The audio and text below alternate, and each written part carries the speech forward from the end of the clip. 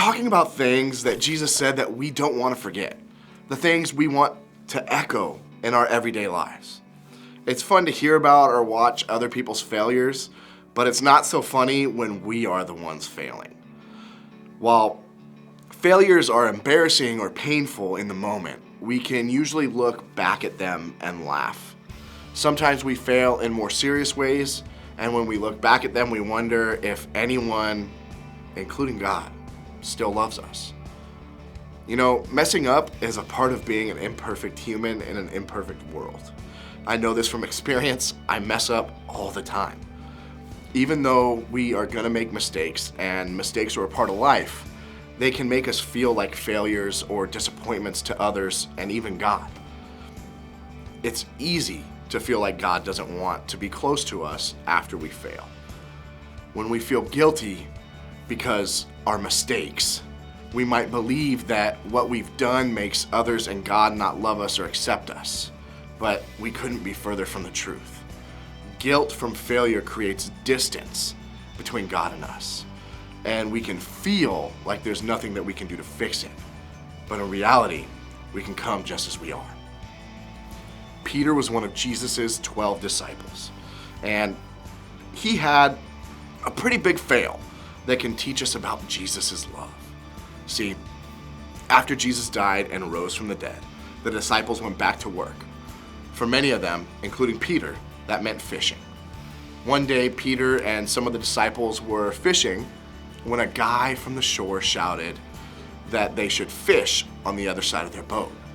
The fishermen soon found out that it was Jesus who shouted to them, so they headed towards the shore to be reunited with him.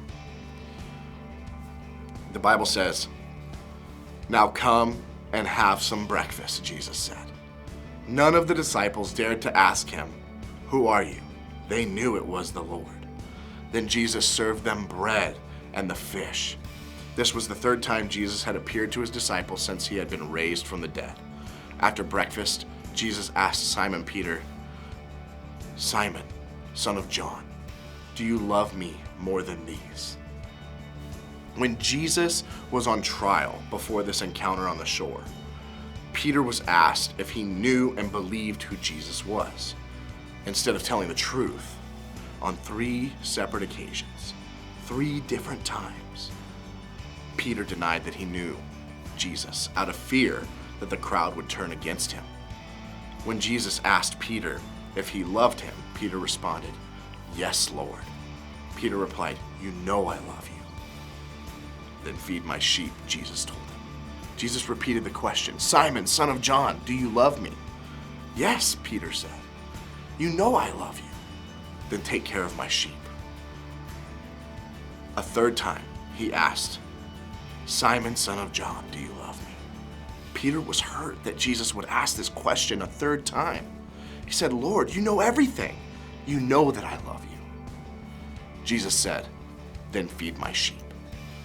Jesus gave Peter a second chance to make his failures right. Jesus didn't literally ask Peter to become a shepherd, but instead, he asked Peter to take care of those that followed Jesus. Because Jesus paid for Peter's sins on the cross, Peter's story wasn't done. He actually became a leader in the early church. Peter's failures don't disqualify him from God's love, and neither do ours. Your failures don't change Jesus' love. Because of Jesus, there is always an opportunity for forgiveness and for grace. Jesus' love never counts us out. It can give us a fresh start. I need you to listen to this. We all fail. We're all gonna keep failing for the rest of our lives.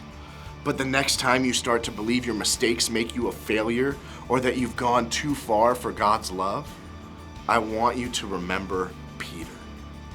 Jesus didn't move away from Peter when he failed.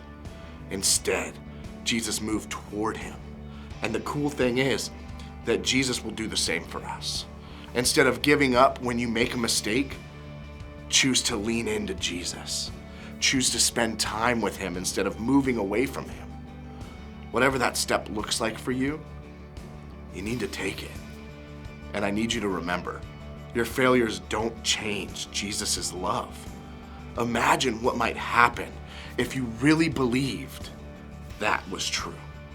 I think if we lived like we truly believed our failures don't take away Jesus' love for us, we would understand and see God's love in a bigger way in us and in others around the world.